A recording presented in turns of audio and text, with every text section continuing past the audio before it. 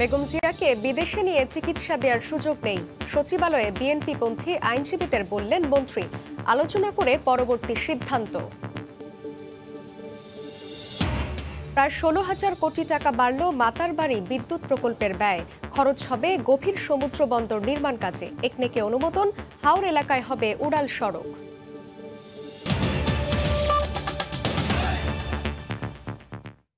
সময় সংবাদের সঙ্গে আছি আমি জান্নাতুল সাদিয়া। বিএনপি চেয়ারপারসন বেগম খালেদা জিয়ার বিদেশে চিকিৎসার বিষয়ে আইন অনুযায়ী সিদ্ধান্ত নেওয়া হবে বলে জানিয়েছেন আইনমন্ত্রী। দুপুরে বেগম জিয়াকে দেশের বাইরে নেয়ার বিষয়ে আইন মন্ত্রণালয়ে বিএনপিপন্থী আইনজীবীরা স্মারকলিপি দিতে গেলে একথা বলেন তিনি। আইনজীবীরা বলেন, মানবিক জায়গা থেকে সরকার সাজা স্থগিত করে বেগম জিয়াকে বাসায় থাকার সুযোগ দিয়েছে। একইভাবে সরকার চাইলে তাকে বিদেশে যাওয়ার সুযোগও দিতে পারে। তৃতীয়বারের মতো বিএনপি চেয়ারপারসন বেগম খালেদা জিয়াকে ভর্তি করা হয়েছে রাজধানীর এভারকেয়ার হাসপাতালে।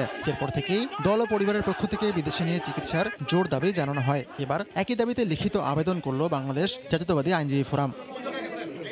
মঙ্গলবার দুপুরে সচিবালয়ে আইনমন্ত্রীর সঙ্গে দেখা করতে আসেন ফোরামের সিনিয়র সদস্যরা। মন্ত্রীর সঙ্গে প্রায় ঘণ্টাখানেক বৈঠক করেন তারা। বৈঠকে বিএনপিপন্থী আইনজীবীরা বলেন, মানবিক বিবেচনা করে বেগম জিয়াকে বিদেশে যাওয়ার সুযোগ দেওয়া উচিত। বিষয়টিকে রাজনৈতিক দাবি নয়, একজন অসুস্থ মানুষের প্রতি সহানুভূতি হিসেবে দেখতে অনুরোধ করেন তারা। অনেক কথাই আমরাও রাজনৈতিকভাবে বলেছি, আপনিও অনেক কথাই বলেছেন, আপনার সরকারও, আমাদের সরকারও অনেক কথা বলেছেন, কিন্তু আজকের দিনটি একটি ব্যতিক্রম হিসাবে আপনি নেবেন বলে আমি মনে প্রাণে বিশ্বাস করি একজন আইনজীবী হিসাবে। এটাকে মানবিক দৃষ্টিকোণ থেকে দেখে তিনি যাতে বিদেশে চিকিৎসার জন্য যেতে পারে, তার এই জীবন মরণ সমস্যা থেকে উত্তরণের জন্য আপনি প্রয়োজনীয় পদক্ষেপ গ্রহণ করবেন, এটাই হচ্ছে আমাদের আশার মূল উদ্দেশ্য এবং এটাই আপনার কাছে আমাদের আজকে অনুরোধ এবং দাবি। আপনারা খুঁজে বের করছেন। আমরা শুধু বলতে চাই, বেগম খালেদা খুবই অসুস্থ।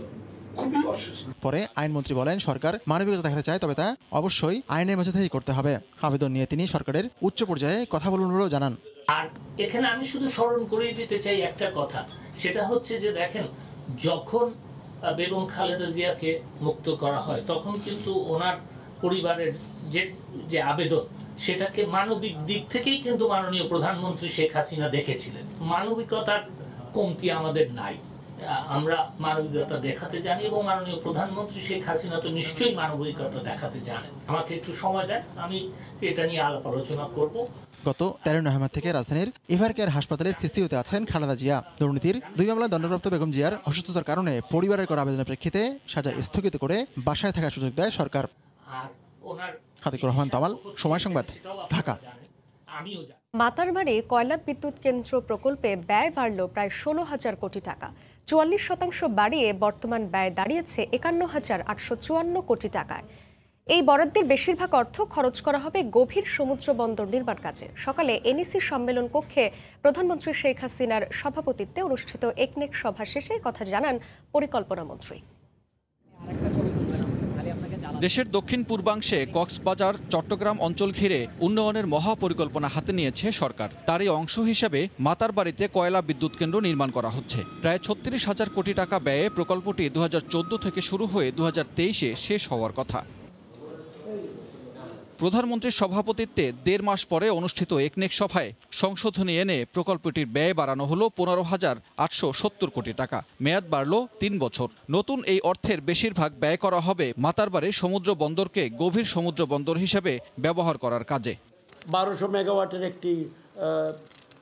একটি প্ল্যান্ট সহ আরও ডিপ সি, এটা সেটা অনেক কিছু এখানে আছে। এটা একটা হাব বাংলাদেশের দক্ষিণে।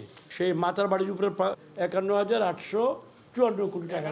হাওর এলাকার যোগাযোগ ব্যবস্থা উন্নয়নের জন্য তৈরি করা হবে উড়াল সড়ক। এজন্য 3,490 কোটি টাকা ব্যয় করতে চায় সরকার। মাননীয় প্রধানমন্ত্রীর ব্যক্তিগত আগ্রহে তার নির্দেশনায় উড়াল সড়ক আমরা একটা প্রকল্প নিয়েছি ওই এলাকার জন্য, এবং আরও অনেকগুলো কানেক্টিং রোড। খালি মাঝখানে গেলে তো হবে না, গ্রামে গ্রামে নামতে হবে, ঘুরতে হবে হাওর এলাকায়। পরিকল্পনা মন্ত্রী জানান, 2005-06-এর পরিবর্তন এনে 2015-16 নতুন ভিত্তি বছর ধরে বাংলাদেশের অর্থনীতির আকার দাঁড়িয়েছে $411 বিলিয়ন। এছাড়া এখন দেশে মাথা পিছু আয় $2,554 বা 2,16,589 টাকা। সানবীর রূপল, সময় সংবাদ, ঢাকা। গাজীপুর সড়কে বছরের পর বছর দুর্ভোগ যেন পিছু ছাড়ছে না সাধারণ মানুষের। বাজেটের চেয়ে কম টাকায় বিআরটি প্রকল্পের কাজ নিয়ে বিপাকে চীনা ঠিকাদার প্রতিষ্ঠান জেটিইজি। সংশ্লিষ্টরা বলছেন, বাজেটের চেয়ে 27% কম টাকায় কাজ শুরু করলেও পরে এসে নিজেদের হিসেব মেলাতে পারেনি প্রতিষ্ঠানটি। এতে থমকে আছে পুরো কার্যক্রম। তবে এ পর্যায়ে এসে আর ছাড় দিতে নারাজ কর্তৃপক্ষ। তারা বলছেন, আসছে মার্চে টঙ্গী স্টেশন রোড থেকে আবদুল্লাপুর অংশের সড়ক তৈরি হবে। রাশেদ লিমনের রিপোর্ট। গাজীপুর থেকে উত্তরা এই পথে যারা নিয়মিত যাতায়াত করেন তারা হাড়ে হাড়ে বোঝেন দুর্ভোগ কাকে বলে। গত কয়েক বছরে এই পথে চলাচল মানেই নাভিশ্বাস। বিশেষ করে টঙ্গী কলেজ গেট থেকে আবদুল্লাপুর আসতে লেগে যায় কয়েক ঘন্টা। বিআরটি প্রকল্পের চলমান কাজের খানাখন্দই এখন যেন এই পথে গলার কাঁটা। মাঝখান যেগুলো ঢেউ আসে, অলরেডি রাস্তার মাঝে আমরা সেই ঢেউ খাই। খুবই আমাদের ভোগান্তির শেষ নেই, রাস্তার অবস্থা খুবই খারাপ। কষ্ট শেষ নয়, 4-5 বছর ধরে। এ নিয়ে কম হয়নি জল ঘোলা, তবু প্রকল্পের ধীর গতি কেবল বাড়িয়েছে সাধারণ মানুষের দীর্ঘশ্বাস। সংশ্লিষ্টরা বলছেন, 1100 কোটি টাকা বাজেট থাকলেও চায়না ঠিকাদার প্রতিষ্ঠান Jiangsu transportation engineering company limited JTEG 27% কমে অর্থাৎ প্রায় 900 কোটি টাকায় টেন্ডার বিড করে। ঠিকাদার এই প্রতিষ্ঠানের আন্তর্জাতিক অভিজ্ঞতা থাকলেও এখানে এসে কাজে নেমে খেই হারিয়ে ফেলে প্রতিষ্ঠানটি। ইচ অ্যান্ড এভরি আইটেমে তারা যখন দেখছে যে এটা তাদের একটা লুজিং কনসার্ন, তখন ওদের দিক থেকেও যে ইনিশিয়েটিভ, সেই ইনিশিয়েটিভটা আমরা লক্ষ্য করি নাই। আমরা এটাকে কনসিডার করি না যে তাদের ফাইন দে শুড ইনভেস্ট। তবে এবার কোনো ধরনের ছাড় দিতে নারাজ বিআরটি কর্তৃপক্ষ। এরই মধ্যে প্রকল্প এলাকা ঘুরে দেখা মেলে বেড়েছে কাজের গতি। সড়ক ও উড়াল মিলিয়ে টঙ্গী কলেজ গেট এলাকার 4.5 কিলোমিটার আসছে বছরের মার্চেই খুলে দেওয়ার আশাবাদ তাদের। পুরনো হিসাব ধরি সেক্ষেত্রে অনেক পিছনে, কিন্তু এখন সাম্প্রতিককালের যেটা সেই অগ্রগতি কিন্তু আমাদের টার্গেটের চেয়ে বেশি। যে কোনো সময় ওভারকাম করে যাব। সেক্ষেত্রে আমাদের প্ল্যান অনুযায়ী সেপ্টেম্বর আমাদের অফিসিয়াল টার্গেট। পুরো প্রকল্প শেষ হবে 2022 সালের শেষ নাগাদ। ধুকতে ধুকতে আর ভুগতে ভুগতে এই পথটি যেন মূর্তমান আতঙ্কে পরিণত হয়েছে। তবে এবার আশার বাণী শোনাচ্ছেন কর্তৃপক্ষ। আর তারা যদি ঠিকঠাক মতো তাদের কথা রাখতে পারে তাহলে হয়তো গুনে গুনে আর একটি বছর, তাহলেই হয়তো দীর্ঘদিনের যানজটে ভোগা এই পথে যাতায়াতকারীরা নতুন করে গতি পাবেন এই পথে। রাশেদ লিমন, সময় সংবাদ, ঢাকা। চট্টগ্রাম শাহ আমানত বিমানবন্দরে দুবাই ফেরত যাত্রীর লাগেজ থেকে মিলল 4 কেজি স্বর্ণের বার। আটক যাত্রীর কাছ থেকে 3 কোটি টাকা মূল্যের স্বর্ণের বার ছাড়াও আইফোন ও আইপ্যাড উদ্ধার করা হয়েছে। মাত্র 10,000 টাকার বিনিময়ে তিনি কাজ করতেন বাহক হিসেবে। তারা বলছেন, এবছরে 10 বার দুবাই থেকে আসা যাওয়া করেছেন সোহেল। মঙ্গলবার সকালে দুবাই থেকে আসা বাংলাদেশ বিমানের ফ্লাইট BG148 যাত্রীরা নেমে কনভেয়ার বেল্টের সামনে অপেক্ষা করছিলেন লাগেজের জন্য। এই সময় সোহেল নামে এক যাত্রীর গতিবিধি সন্দেহ হলে NSA কর্মকর্তারা তাকে আটক করে জিজ্ঞাসাবাদ করে। পরবর্তীতে তার লাগেজ তল্লাশি চালিয়ে 26 পিস স্বর্ণের বার, 6টি বড় সাইজের স্বর্ণের পাত, 3টি স্বর্ণের টুকরো জব্দ করা হয়। এছাড়া পাওয়া যায় 4টি আইফোনও। এটার আনুমানিক বাজার মূল্য হলো গিয়ে 2,80,00,000 টাকা। উক্ত যাত্রীর নিকট হতে আমরা আরও 4টি আইফোন ও একটি আইপ্যাড আটক করতে সক্ষম হই। আটককৃত সোহেল জানায় 10,000 টাকার বিনিময়ে এসব স্বর্ণের বার বহন করছিল। তার গ্রামের বাড়ি লোহাগাড়া থেকে এসব স্বর্ণ বুঝে নেওয়ার কথা ছিল মূল পাচারকারীর। কে নিবে আপনার কাছ থেকে? আমার কাছ থেকে লোক থেকে নিয়ে বলছে। কত দিছে আপনাকে? 10,000 টাকা দিয়েছি। শুল্ক গোয়েন্দারা জানান, দীর্ঘদিন ধরে স্বর্ণ পাচারের বাহক হিসেবে সোহেল গত কয়েক মাসে 10 বারের বেশি দুবাই যাওয়া আসা করেছে। বছরে বেশ কয়েকবার করে যাতায়াত করে তার পাসপোর্ট চেক করার পরে আমাদের সন্দেহ, এবং সে যখন গতিবিধি এদিক ওদিক করতে থাকে তখন দেখা যায় যে কী ব্যাপার, সে ঘামতেছে কেন, এই সন্দেহ হওয়াতে তার লাগেজ সহ নিয়ে আসে। এই ঘটনায় সোহেলকে আসামি করে চোরাচালান প্রতিরোধ আইনে পতেঙ্গা থানায় মামলা করেছে শুল্ক গোয়েন্দা কর্তৃপক্ষ। কমল দে, সময় সংবাদ, চট্টগ্রাম। কুমিল্লার সুজানগর থেকে 3টি অস্ত্র, 12 রাউন্ড গুলি ও দুর্বৃত্তদের ব্যবহৃত মুখোশ উদ্ধার করেছে পুলিশ। এই মুহূর্তে সেখানে ব্রিফিং চলছে, সরাসরি যাচ্ছে সেখানে। তার সঙ্গে ফোর্স সহ সে এসে এখানে 3টি কাঁধে ঝুলানো কালো রঙের এবং নীল রঙের একটি ব্যাগে এই 2টি LG এবং একটি পাইপ গান এবং 12 রাউন্ড রাইফেলের গুলি এবং 15 থেকে 20টি বোমা সদৃশ বস্তু পাওয়া যায়। আর এর সাথে 2টি কাপড় পোশাক পাওয়া যায়, যেগুলো আমরা ধারণা করছি যে গতকাল যারা দুষ্কৃতিকারী তারা হয়তো পরিধান করেছিল। আরো একটা বিষয়, সেটা হচ্ছে এই যে বোমা সদৃশ্য বস্তু, এগুলো কি বোমা, এগুলো কি বিস্ফোরণের সম্ভাবনা রয়েছে কিনা, এগুলো আপনারা যাচাই বাছাই করছেন? জি, প্রাথমিকভাবে মনে হচ্ছে এগুলো বোমা জাতীয় বস্তু। আমরা বোম ডিসপোজাল টিমকে ঢাকা থেকে খবর দেওয়া হয়েছে, তারা অলরেডি রওনা দিয়েছে। তারা আসলে এগুলো তারা পরীক্ষা নিরীক্ষা করে তারপরে পরবর্তী ব্যবস্থা নেওয়া হবে। ভাই, আপনারা বলছেন যে এখানে এই যে 12 রাউন্ড গুলি, সেগুলো হচ্ছে রাইফেলের গুলি, কিন্তু কোনো রাইফেল তো এখনো উদ্ধার হয়নি। তার মানে কি রাইফেল ব্যবহার হয়েছিল গতকাল? এখানে একটি পাইপ গান আমরা উদ্ধার করেছি। এটার গুলিগুলো এই পাইপ গানেরও হতে পারে, কিন্তু গতকাল আসলে যে ধরনের অস্ত্র ব্যবহার করা হয়েছে সেটা এখানে সরাসরি এখনও আমরা মিলিয়ে দেখতে হবে যে আসলে এটাই উদ্ধার হয়েছে কিনা। এটা ফরেনসিক রিপোর্ট আসার পর আমরা বলতে পারবো। আপনাদের এই অভিযান তো আপনারা অব্যাহত রেখেছেন, মোটামুটি এখন পর্যন্ত কাউকে আটক করতে পারেননি, আসামি এখনো মামলা হয়নি, তো তাদেরকে আটক করার ব্যাপারে জড়িতদের আপনারা কি অভিযান চালাচ্ছেন? যে মামলা রুজুর বিষয়টি প্রক্রিয়াধীন, অলরেডি মামলা রুজুর প্রক্রিয়া চলছে এবং আসামিদের উদ্ধারে আমাদের একাধিক টিম কাজ করছে। বিভিন্ন অ্যাঙ্গেল থেকে সর্বোচ্চ চেষ্টা করা হচ্ছে আসামি গ্রেপ্তার। ধন্যবাদ। সাদিয়া, আপনি শুনছিলেন এই কুমিল্লার এডিশনাল এসপি যিনি সোহান সরকার, তিনি কথা বলছিলেন গণমাধ্যমের সঙ্গে। কিছুক্ষণ আগে বিকেল 3:30 থেকে 4টার সময় এই বড় পুকুর পাড় নামে একটি এলাকা, সুজানগরের এই এলাকার রহিম ডাক্তারের গলি বলে একটা এলাকা রয়েছে, সেখান থেকে কিন্তু একটি বাসা থেকে তাদেরকে 999 জরুরি সেবা যে 999 রয়েছে সেখানে ফোন দেওয়া হয়েছিল। ফোন পেয়ে আইনশৃঙ্খলা রক্ষাকারী বাহিনী পুলিশ ঘটনাস্থলে আসেন এবং ঘটনাস্থলে এসে একটি ব্যাগ উদ্ধার করা হয় এই বাসাটি থেকে। এই বাসাটি হচ্ছে জনৈক বেলাল সাহেবের বাসা। এই বাসার বেলাল সাহেবের মেয়ে ফোন দিয়েছিলেন 999-এ। তারপর পুলিশ এই ঘটনাস্থলে আসার পর কিন্তু বেশ কিছু আগ্নেয়াস্ত্র উদ্ধার করা হয়েছে, 12 রাউন্ড গুলি উদ্ধার করা হয়েছে, বোমা সদৃশ্য কিছু বস্তু উদ্ধার করা হয়েছে।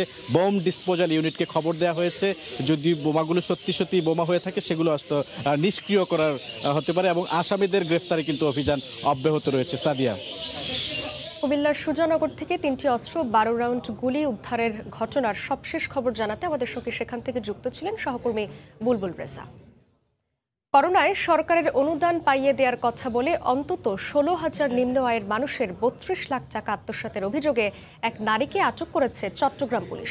রিকশা চালক, গৃহকর্মী থেকে শুরু করে প্রতিবন্ধীদের কাছ থেকেও টাকা আদায় করে এই কথিত এনজিও কর্মকর্তা। উত্তেজিত জনতার রোষানল থেকে উদ্ধারের পর পুলিশ ওই নারীকে গ্রেফতার দেখিয়েছে। শাখাউত টিপুর ক্যামেরায় কমলদের রিপোর্ট।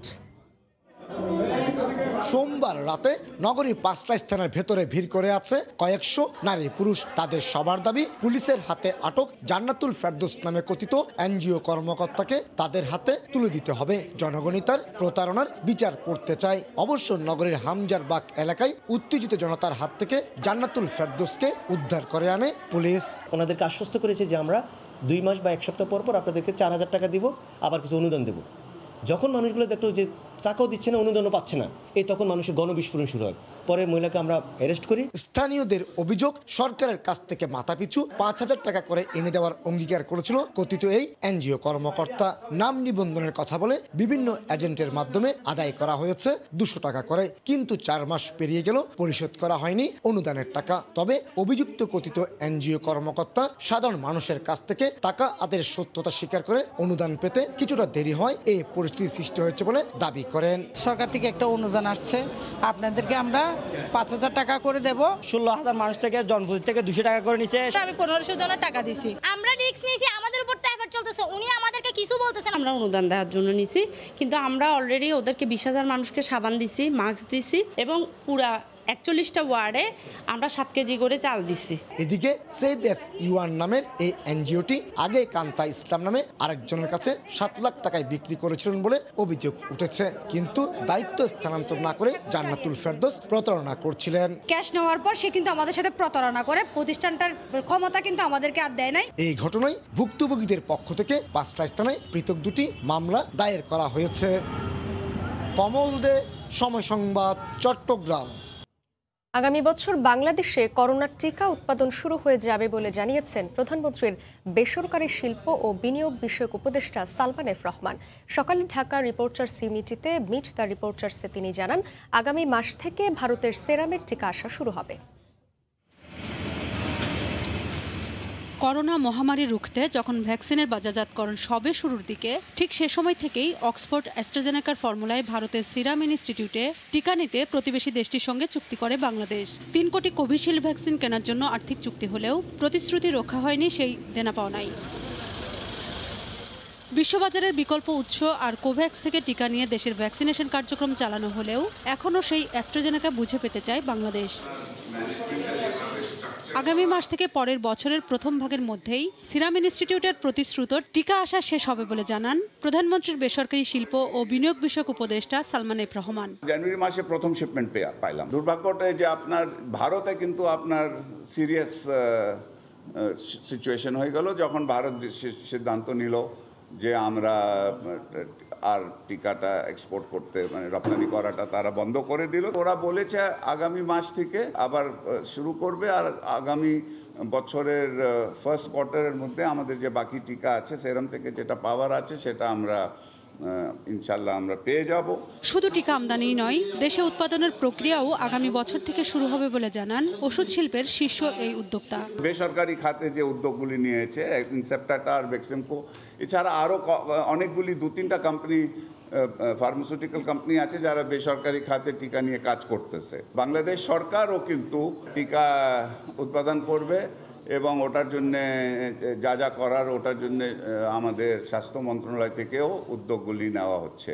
আমি কিন্তু বিশ্বাস করি আগামী বছর বাংলাদেশে কিন্তু টিকা থিওরি শুরু হয়ে যাবে ইনশাল্লাহ। দীর্ঘমেয়াদে সুরক্ষা পেতে টিকার প্রয়োজনীয়তার কথা উল্লেখ করে সালমান এফ রহমান বলেন, বুস্টার ডোজও নিতে হবে সবাইকে।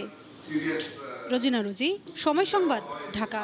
জাতীয় শিক্ষানীতিকে পাশ কাটিয়ে প্রাথমিক শিক্ষার সমাপনী পরীক্ষাকে স্থায়ী রূপ দিতে নতুন বোর্ড গঠনের পরিকল্পনা করছে প্রাথমিক ও গণশিক্ষা মন্ত্রণালয়। এই প্রক্রিয়াকে জাতীয় শিক্ষানীতির পরিপন্থী ও আত্মঘাতী বলছেন শিক্ষাবিদরা। এ নিয়ে প্রাথমিক ও গণশিক্ষা মন্ত্রণালয়ের কথা না বললেও সংসদীয় স্থায়ী কমিটির অনেক সদস্যই পঞ্চম শ্রেণীতে পরীক্ষার মাধ্যমে মূল্যায়নের বিপক্ষে। শাকির আহমেদের রিপোর্ট। আমরা অষ্টমে পাবলিক পরীক্ষার কথা বলিনি বা পঞ্চমে পাবলিক পরীক্ষার কথা বলিনি। নতুন শিক্ষাক্রমে 10ম শ্রেণীর আগে থাকবে না পাবলিক পরীক্ষা জানিয়েছিলেন শিক্ষামন্ত্রী। কোমলমতি শিশুদের উপর বইয়ের ভার ও পরীক্ষার বোঝা কমাতে নানা পরিকল্পনার কথা বলা হচ্ছে সরকারের সর্বোচ্চ পর্যায় থেকেও। 2021 সালে শিক্ষা মন্ত্রণালয়ে প্রণীত জাতীয় শিক্ষাক্রম রূপরেখায় প্রাথমিক শিক্ষা সমাপনী পরীক্ষা পিইসি রাখা হয়নি। এমনকি 2010 সালে প্রণীত জাতীয় শিক্ষানীতিতেও পঞ্চম শ্রেণীর পরীক্ষা পাবলিক পরীক্ষা হিসাবে গণ্য না করে স্থানীয়ভাবে উপজেলা, পৌরসভা বা থানা পর্যায়ে অভিন্ন প্রশ্নপত্রে পরীক্ষা নেয়ার কথা বলা হয়। কিন্তু প্রাথমিক সমাপনী পরীক্ষাকে স্থায়ী রূপ দিতে নতুন বোর্ড গঠনের প্রক্রিয়া শুরু করেছে মন্ত্রণালয়। প্রাথমিক শিক্ষা বোর্ড আইনের খসড়া মতামতের জন্য দেয়া হয়েছে মন্ত্রণালয়ের ওয়েবসাইটে। খসড়া আইনে বলা হয়েছে এই বোর্ডের প্রধান কাজ হবে প্রাথমিক শিক্ষা সমাপনী পরীক্ষা গ্রহণ। শিশুদের ঘাড়ে পরীক্ষার বোঝা চাপিয়ে দেওয়ার এই সিদ্ধান্তকে আত্মঘাতী বলছে শিক্ষক সংগঠনগুলো। প্রাথমিক শিক্ষাটাকে একটা বোর্ডের আওতায় এনে আরেকটা ইয়ার মধ্যে ফেলানো, এটা কোনোভাবে যৌক্তিক বলে আমি মনে করি না। আমরা মনে করি এটা একটা আত্মঘাতী সিদ্ধান্ত হচ্ছে। প্রাথমিক পরীক্ষার জন্য আলাদা বোর্ড গঠনকে শিক্ষানীতির পরিপন্থী আখ্যা দিয়ে শিক্ষাবিদরা বলছেন কোচিং বাণিজ্য ও গাইডের ব্যবসা জিয়ে রাখতেই এই সিদ্ধান্ত। প্রাথমিক ও গণশিক্ষা মন্ত্রণালয় উল্টো পথে হাঁটছে কেন বোধগম্য নয়। ক্ষতি হবে শিক্ষার্থীদের। প্রাথমিক সমাপনী পরীক্ষা যারা দিতে হবে বাধ্য হবে যদি বোর্ড করা হয়, এবং বোর্ড করে প্রাতিষ্ঠানিকীকরণের পেছনে লাভবান হবে যারা গাইড বইয়ের বাণিজ্য করে, যারা কোচিংয়ের বাণিজ্য করে, তারা লাভবান হবে।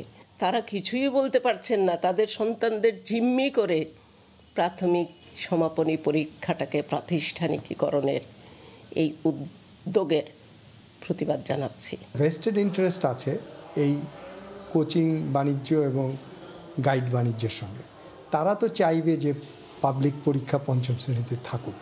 তাদের প্রেশারেই গভর্নমেন্ট বা কোন গভর্নমেন্টের মধ্যে কোনো মহল এগুলো করে থাকতে পারে। এ বিষয়ে প্রাথমিক ও গণশিক্ষা মন্ত্রণালয়ের সংশ্লিষ্ট কারো বক্তব্য পাওয়া যায়নি। শাকির আহমেদ, সময় সংবাদ, ঢাকা। বিকল্প সড়ক না রেখে এক সড়কে 3টি সেতু নির্মাণ, তার উপর সড়ক সম্প্রসারণ কাজের ধীর গতি। এতে চরম দুর্ভোগে রাঙামাটির আসাম বস্তি কাপ্তাই সড়ক ব্যবহারকারী সাধারণ মানুষ। বিকল্প সড়ক না থাকায় কৃষিপণ্য ও জরুরি চিকিৎসায় রোগী পরিবহনে হিমশিম খেতে হচ্ছে তাদের।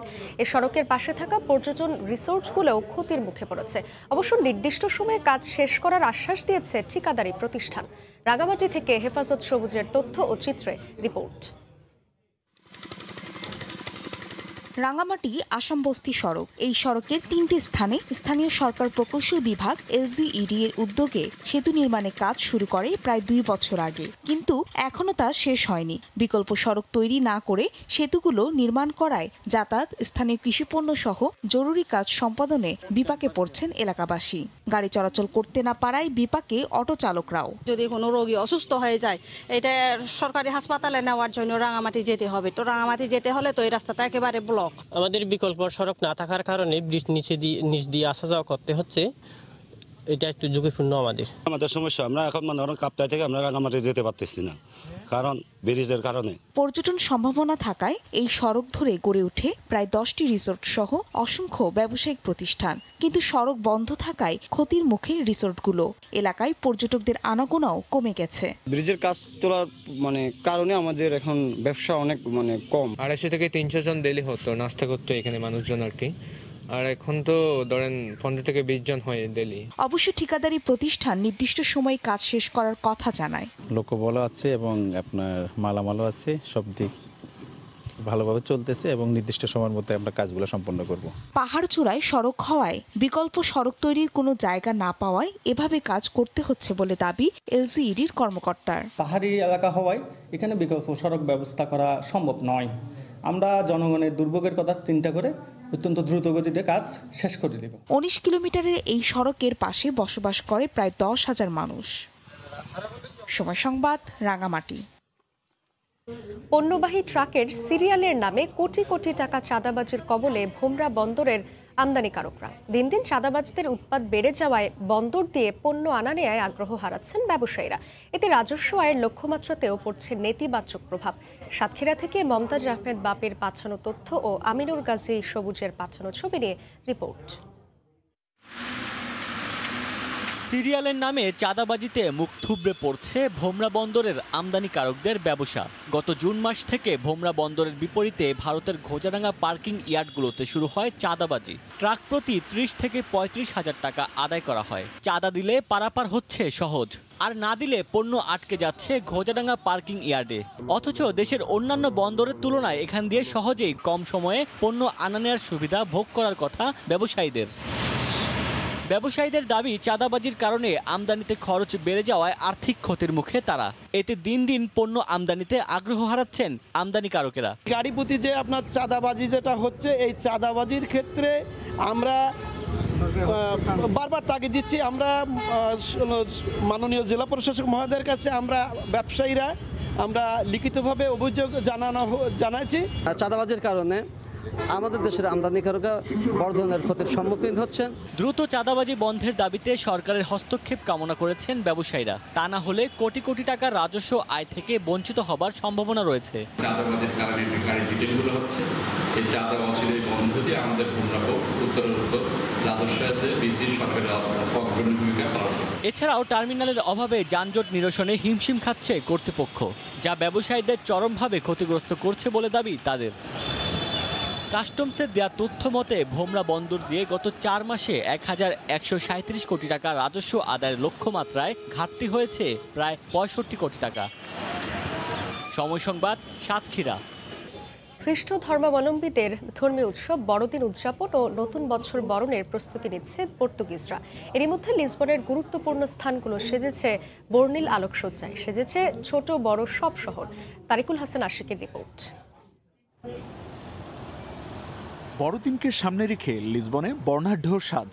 সন্ধ্যা থেকে মধ্যরাত পর্যন্ত শহরের গুরুত্বপূর্ণ স্থানে আলোকসজ্জা নজর কাটছে সবার। জমকালো আলোকসজ্জার পাশাপাশি শহরের বিভিন্ন জায়গায় বসানো হয়েছে কৃত্রিম ক্রিসমাস ট্রি। বড়দিনের পাশাপাশি নতুন বছরকে স্বাগত জানাতে পর্তুগিজদের আয়োজন বরাবরই নজর কাড়া। নভেম্বরের শেষ থেকে জানুয়ারির প্রথম সপ্তাহ পর্যন্ত স্থায়ী এই আলোকসজ্জা দেখতে লিসবনে ভিড় করেন দেশি বিদেশি পর্যটক। দৃষ্টিনন্দন সৌন্দর্য উপভোগ করছেন প্রবাসী বাংলাদেশিরাও। এবারে যে আলোকসজ্জা রয়েছে এটা সত্যি অন্যান্য বারের চাইতে একটু ব্যতিক্রম, এবং আমরা নিজেরাও আসলে এইসব আলোকসজ্জা দেখে খুবই বিমোহিত এবং উপভোগ করছি। এখানে এই পর্তুগিজরা প্লাস এখানে অন্য দেশের অনেক মানুষ এই লাইটিং বা এদের যে আলোকসজ্জা এটা দেখার জন্য অনেক দূর দূরান্ত বা ইউরোপের অন্য দেশ থেকে এখানে ঘুরতে আসেন। লিসবনের যে রাতের সৌন্দর্য তা এমনিতে অনেক সুন্দর, তার মধ্যে যে ক্রিসমাসের যে আলোকসজ্জা তা আসলে অনেক উপভোগ্য। বড়দিনের সাথে সামঞ্জস্যপূর্ণ বিভিন্ন বিষয় ফুটিয়ে তোলা হয়েছে আলোকসজ্জায়। বিভিন্ন সড়ক বা স্থাপনার প্রত্যেকটি আলোকসজ্জায় রয়েছে ভিন্নতা। করোনা মহামারীর কারণে গত বছর অনেকটা বিবর্ণ বড়দিন উদযাপন করতে হয়েছে পর্তুগিজদের। তাই এই বছরের বড়দিন উদযাপনকে কেন্দ্র করে বেশ উচ্ছ্বসিত তারা। তবে ইউরোপের বিভিন্ন দেশের পাশাপাশি পর্তুগালেও করোনা সংক্রমণের ঊর্ধ্বগতি সে উচ্ছ্বাসকে বাধাগ্রস্ত করে কিনা সেটা নিয়ে রয়েছে উদ্বেগ। তারিকুল হাসান আশিক, সময় সংবাদ, লিসবন, পর্তুগাল। টি-20 ব্যর্থতার পর এবার সাদা পোশাকে ঘুরে দাঁড়ানোর মিশন বাংলাদেশের সামনে। 2 ম্যাচ সিরিজের প্রথম টেস্ট খেলতে টিম টাইগার এখন চট্টগ্রামে। ভাড়া করা একই বিমানে চট্টগ্রাম গেছে পাকিস্তানও। এই ম্যাচ দিয়ে টেস্ট চ্যাম্পিয়নশিপের যাত্রা শুরু করবে দুদল। তবে ইনজুরি থেকে পুরোপুরি ফিট না হওয়ায় চট্টগ্রাম টেস্টে সাকিবের না খেলার সম্ভাবনা প্রবল। টেস্ট দলের ইয়াসির রাব্বি, সোহান, শান্তর সঙ্গে স্কোয়াডে না থাকা ইমন, শরীফুল, শহীদুল। খালি চোখে প্রশ্ন আসতেই পারে, বাকিরা তবে কোথায়? এই সিরিজ দিয়ে যে টেস্ট চ্যাম্পিয়নশিপের নতুন যাত্রা শুরু করবে টিম টাইগার, তাই তো আগে থেকে দলের অধিকাংশ সদস্য পৌঁছে গেছেন চট্টগ্রামে, শুরু করে দিয়েছেন প্রস্তুতিও। শুধু বাংলাদেশই নয়, এই সিরিজ দিয়ে টেস্ট চ্যাম্পিয়নশিপের যাত্রা শুরু করবে পাকিস্তানও। দুদিন আগে টেস্ট দলের 14 সদস্য ঢাকায় পৌঁছালেও গোটা দল চার্টার বিমানে করে চট্টগ্রাম গেছেন একই সঙ্গে। ক্রিকেটারদের ভিড়ের মধ্যেও রেজওয়ান দৃষ্টি কাড়লেন আলাদাভাবেই, সেটা তার বিখ্যাত বালিশের জন্যই। কোভিডকালে বায়ুবাবুলের সীমাবদ্ধতায় কথা না বলতে পারলেও তাদের চোখে মুখে ছিল জয়ের ক্ষুধা। নানা কারণে গেলবারের টেস্ট চ্যাম্পিয়নশিপটা ভালো যায়নি বাংলাদেশের। এবারও শুরুর আগে ইনজুরি কেড়ে নিয়েছে তামিম, তাসকিনকে। পুরোপুরি ফিট না থাকায় খেলছেন না সাকিবও। তবুও ভিন্ন ফরম্যাট বলেই আশাবাদী আকরাম খান। টেস্টে আমরা ভালো করতে চাই, এবং টেস্ট চ্যাম্পিয়নশিপে কিন্তু গতবার আমরা পুরো টিম কিন্তু কোনো সময় পাইনি। টিমে সিনিয়র প্লেয়াররা ভেরি ইম্পর্টেন্ট, কারণ ওদের পারফরমেন্সটা আমরা খুব মানে অলওয়েজ ওরা কিন্তু ওদের পারফরমেন্সের ধারাবাহিকতা কিন্তু সবসময় থাকে। সো সেই জন্য আমি চাচ্ছি, এবং হ্যাঁ আমরা গতবার অনেক কারণে আমরা ভালো করতে পারিনি, আমাদের প্রিপারেশন ভালো ছিল না কোভিডের জন্য। আল্লাহর মতে এই জিনিসটা যদি ধরে রাখতে পারি আমরা, তাহলে ইনশাআল্লাহ আমরা পাকিস্তানের সাথে ভালো করব। শুক্রবার চট্টগ্রামে প্রথম টেস্টের আগে মোটে 2 দিন 2 দলই পাবে অনুশীলনের সুযোগ। এক বায়ুবাবল থেকে অন্য বায়ুবাবলে স্থানান্তর হওয়ায় নতুন করে লাগছে না কোভিড পরীক্ষা। সিরিজের দ্বিতীয় টেস্ট ঢাকায় 4 ডিসেম্বর। মাহবুব রিমন, সময় সংবাদ, ঢাকা। এ পর্যায়ে শীর্ষ সংবাদ জানিয়ে দিচ্ছি আরেকবার। বেগম জিয়াকে বিদেশে নিয়ে চিকিৎসা দেওয়ার সুযোগ নেই, সচিবালয়ে বিএনপি পন্থী আইনজীবীদের বললেন মন্ত্রী। আলোচনা করে পরবর্তী সিদ্ধান্ত। এই ছিল এখনকার মতো, সঙ্গে থাকুন সময়ের।